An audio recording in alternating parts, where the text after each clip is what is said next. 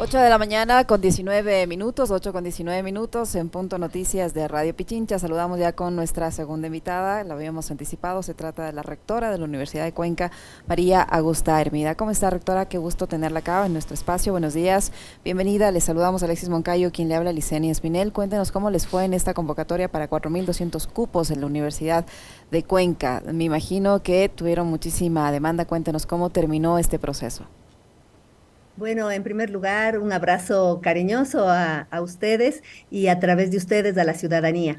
Efectivamente, los últimos meses hemos venido preparando un proceso de admisión que, como ustedes saben, fue designado a las universidades a partir del año anterior, dándonos esta tarea, una tarea fuerte, una tarea difícil, una tarea que no contó con más presupuesto. Pero en la Universidad de Cuenca lo hemos hecho con mucha responsabilidad, con total transparencia y estamos justamente el día de hoy empezando ya con la asignación de cupos. El proceso se dio de manera regular. Tuvimos 19.970 aspirantes para la Universidad de Cuenca que se inscribieron en nuestro examen de admisión. El examen se tomó ya a finales de julio. Posteriormente recibimos las notas de graduación. En nuestro caso, el examen tiene un 50% del valor final de la nota de postulación y la nota de grado el otro 50%. Con esa nota promediada, los estudiantes pudieron postular, les dimos la opción de postular a 2 carreras de su preferencia con total libertad y a partir del día de hoy se les está asignando los cupos en base al artículo número 40 del reglamento que establece CENESID. Es decir, que hay una serie de criterios para esa asignación. ¿Cómo está? Qué gusto saludarle, rectora. El diagnóstico de la Universidad de Cuenca como de la educación superior en el país en este último periodo histórico que ha vivido el Ecuador, ¿cuál es? ¿Cómo está la universidad pública, empezando por la que usted dirige? Bueno, es un tema sumamente importante y que creo que siempre tiene que estar en la mesa de debate. ¿Qué es lo público? ¿Por qué es importante lo público? ¿Qué es la educación pública? A mí me encanta hablar de que solamente desde lo público es desde donde podemos empezar a construir sociedades más justas y más equitativas. Hablando ya específicamente de la educación, es en la educación pública en donde está la alta demanda. Fíjense ustedes que hay 20.000 prácticamente Ujú. estudiantes que querían estudiar en la Universidad de Cuenca y nosotros haciendo un esfuerzo grande pudimos incrementar en 4.200. un 9.4% los cupos, ofertamos en este año 4.200 cupos. Sin embargo, hay que ser muy sinceros, hay prácticamente 15.000 estudiantes que se están quedando fuera. ¿Qué van a hacer esos estudiantes? La mayoría de ellos no pueden pagar una universidad privada. Entonces, esta presión que existe por estudiar, estas ganas de salir adelante, esta posibilidad que da una carrera universitaria de ir cerrando brechas que son tan fuertes en nuestra sociedad, se trunca para la mayoría de los estudiantes. Por eso la importancia de lo público, de la educación pública, entendiéndola como un derecho. ¿Qué significa un derecho? Un derecho es aquello que le corresponde a todo ser humano por ser tal, no por ser de un sector económico determinado, no por tener más o menos talento, no solamente por ser de un tal o cual sector, sino para todos y todas. Eso es un derecho para todos los sectores sociales y la educación es un derecho al igual que la salud, al igual que la seguridad. Por eso la importancia de la educación pública como manera de ir equilibrando estos desequilibrios que caracterizan a las sociedades latinoamericanas y mundiales en general. Creo que la educación pública ha estado muy golpeada en los últimos años. La reducción presupuestaria que se dio en el año 2020 afectó radicalmente. Si bien esta reducción ha ido disminuyendo parcialmente, hasta la actualidad no hemos logrado llegar a los presupuestos que teníamos antes del año 2020, es decir, del año 2019, 18, en fin. Eso significa que para las universidades como la Universidad de Cuenca se vuelve imposible incrementar cupos para esos 15.000, en nuestro caso, que se están quedando fuera, porque no solo tenemos que garantizar educación, no es cualquier educación la que hay que garantizar, tiene que ser una educación de altísima calidad. Es por eso que hay que recordar que en nuestra Constitución está claramente definido a la educación, a la salud como derechos y que en ningún caso, por más crisis que vive el país, por más guerra, pandemia o cualquier otra situación que pueda vivir Ujú. una sociedad, pueden ser afectadas. Yo defiendo, rescato y promuevo esa defensa de la educación pública ante todo. Ahora, Rectora, esta eficiencia, mire usted lo que dice, es 15.000 personas, 15.000 jóvenes que ven truncado su sueño de tener un título universitario y de mejorar su calidad de vida, solo en una universidad. Si esto la replicamos a nivel de las diferentes universidades públicas, es un número sin duda muy, muy amplio. Ante esa problemática, tenemos ya que elegir un gobierno de transición y cada candidato, la candidata y el candidato finalista tienen sus propuestas. La candidata González dice que va a devolver los presupuestos a la educación superior, que van a invertir en lo público. El candidato Novoa ha dicho que va a fortalecer el tema de la investigación, pero su vicepresidenta no cree en lo público. ¿Usted ha podido revisar los planes de gobierno de cada uno de los dos candidatos? ¿Qué le espera a la educación superior con estas dos visiones? Bueno, yo creo que es un momento importantísimo como Ecuador, justamente estos procesos electorales que son parte de la democracia, tienen que ser los momentos para debatir. Hay que recordar que la universidad es un espacio político por excelencia, no un espacio partidista, pero sí un espacio político, en donde se tienen que debatir temas importantísimos como lo público, por ejemplo, que estábamos hablando anteriormente.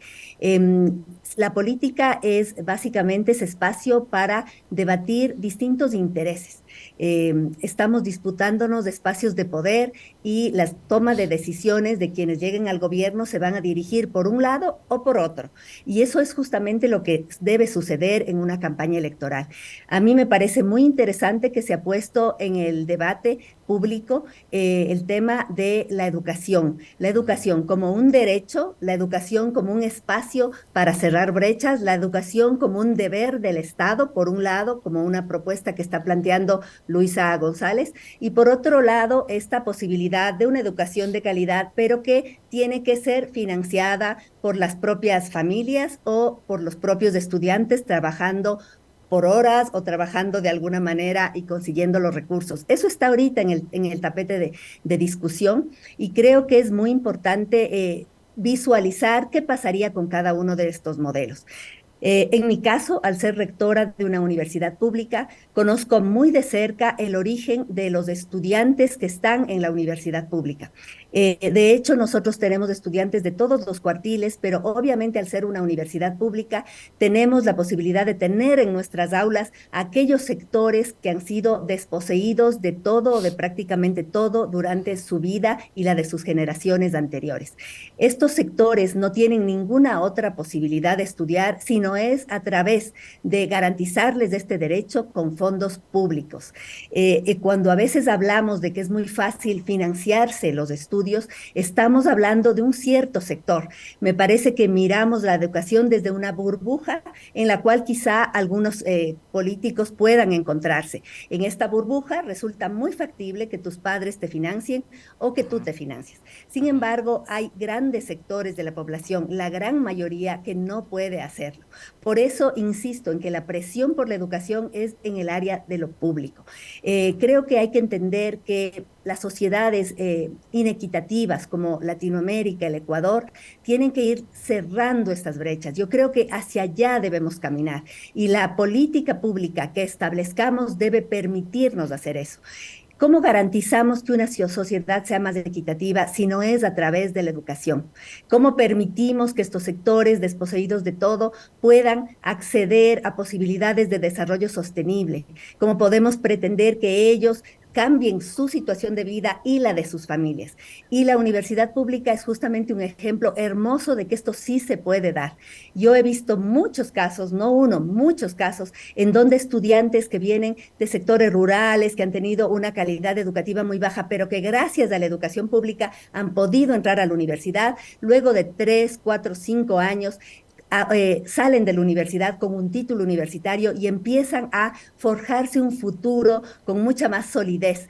Pasan de ser ese sector totalmente desposeído a convertirse en ese sector medio que se proyecta al futuro, que aporta a la sociedad. Es por eso que el debate sobre la educación pública, la salud pública, la seguridad que tiene que estar garantizada también desde lo público, la vialidad que tiene que estar garantizada de lo público, es fundamental. El Estado tiene que garantizar esos derechos a todos los ciudadanos, todos y todas del Ecuador. No puede solamente quedarse con grupos reducidos. Creo que es un debate importante estudiante y como entenderán, al ser yo una rectora de la universidad pública, he defendido y seguiré defendiendo la importancia de la inversión pública, de la construcción de política pública y Ujú. la defensa de los derechos, particularmente el derecho a la educación. Esta época electoral, como suele pasar siempre, señora rectora, da lugar mucho también para el discurso y la demagogia, ¿no? Entonces, como pasó en el 2021 y antes también, la gran propuesta ahora es eliminar el ente rector de la universidad y de la educación superior, eliminar la CENESID como gran propuesta para facilitar el libre. Antes era eliminemos la prueba de ingreso, eliminaron la prueba de ingreso, pero le trasladaron la responsabilidad a las universidades. Eso me imagino también va a tener un costo para ustedes, ya nos va a comentar sobre aquello. Cómo están trabajando también para llevar adelante ese proceso de admisión en las universidades públicas, cómo están asumiendo ustedes no solo el costo en lo económico, sino también todo el trabajo que implica aquello. Pero, ¿qué gana un país eliminando una institución que es el ente rector, en este caso de la educación pública? Hemos visto lo que pasó con la seguridad. Eliminaron el Ministerio de Justicia, que era el ente rector de la rehabilitación social. Ahí están las consecuencias de lo que ha sucedido en las cárceles de este país. En el caso de la educación, ¿qué ganaríamos eliminando CENESID? Bueno, no tiene ningún sentido la eliminación del ente justamente rector, no solamente de las universidades públicas. El CENESID es el ente rector de la ciencia, de la tecnología, de la innovación, de la educación superior en general, es decir, de las universidades públicas, privadas y cofinanciadas. Todas las sociedades que tienen un nivel interesante de desarrollo tienen este ente rector que determina, que motiva, que promueve la generación de conocimiento, porque las universidades tenemos una tarea fundamental y no podemos olvidarnos, que es la generación de un conocimiento nuevo, pertinente, que ayude a resolver los grandes problemas que enfrenta nuestra sociedad, a más de formar a esos profesionales que tienen que servir también a la gente.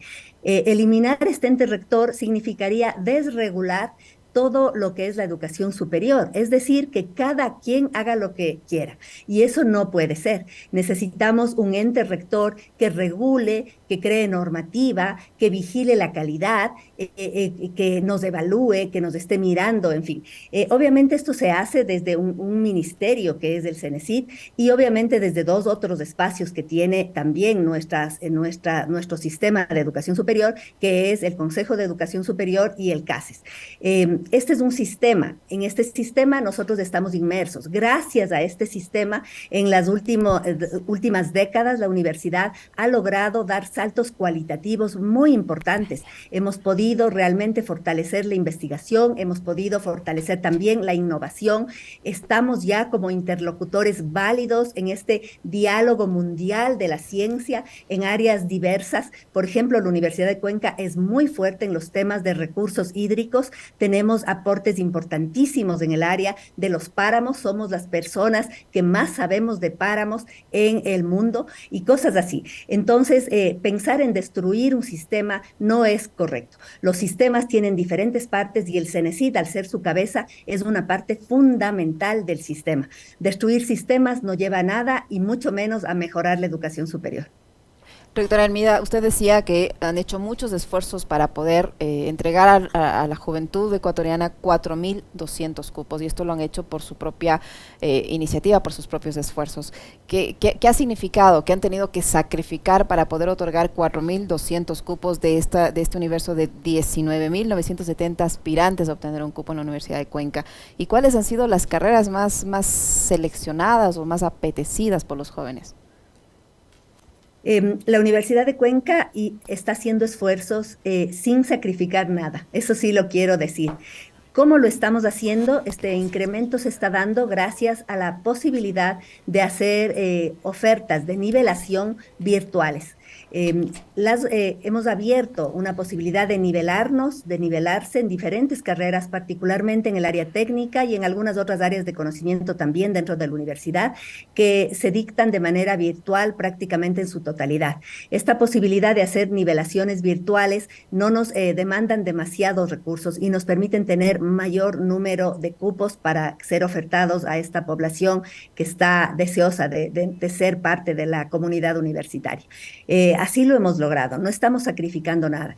En mi gestión, que ya va durando 2 años y medio, ya hemos cumplido justamente la mitad de nuestro periodo, hemos fortalecido la investigación, sobre todo esta investigación-acción, esta investigación que esté relacionada con la solución de problemas reales, con la vinculación con la sociedad.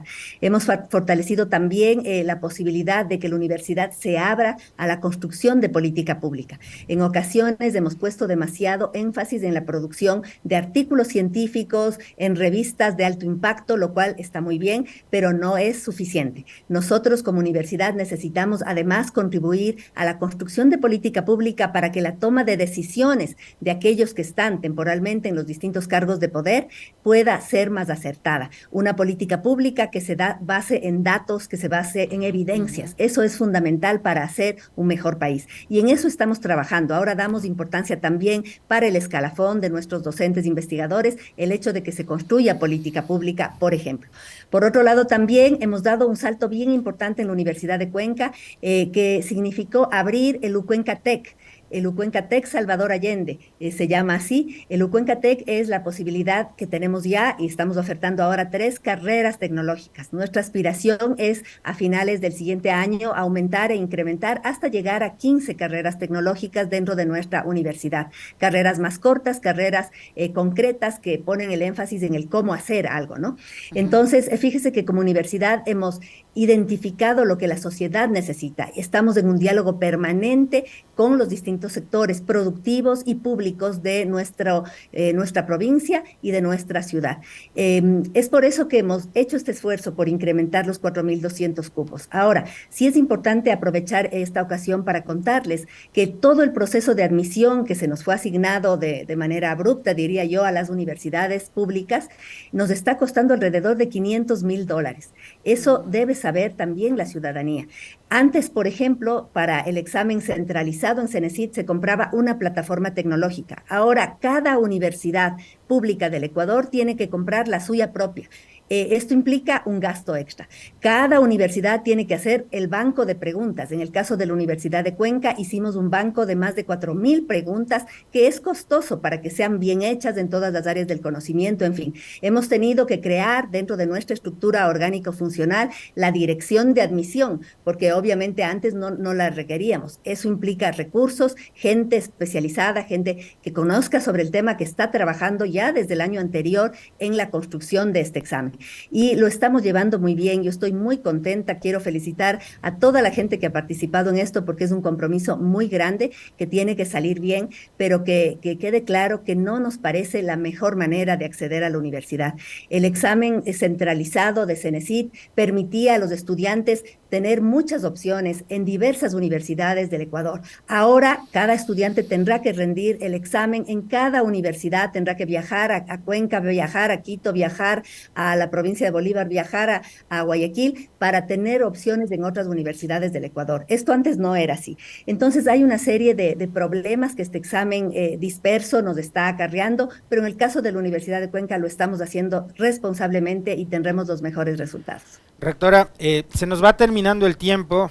Para mí, en lo particular, ha sido verdaderamente un gustazo poder conversar con usted.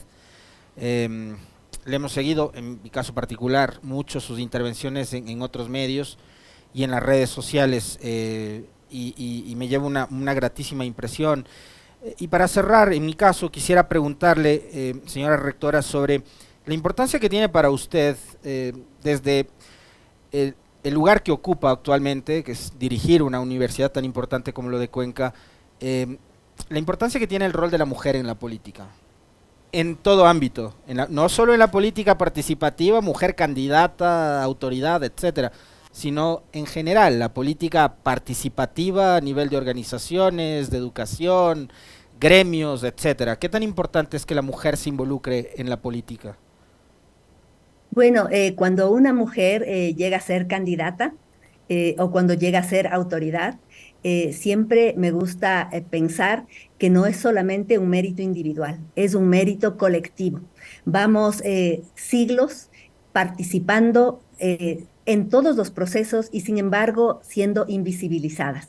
Ha llegado ya el momento de que en el Ecuador y en muchos países del mundo, lamentablemente no en todos todavía, las mujeres estamos presentes liderando espacios diversos.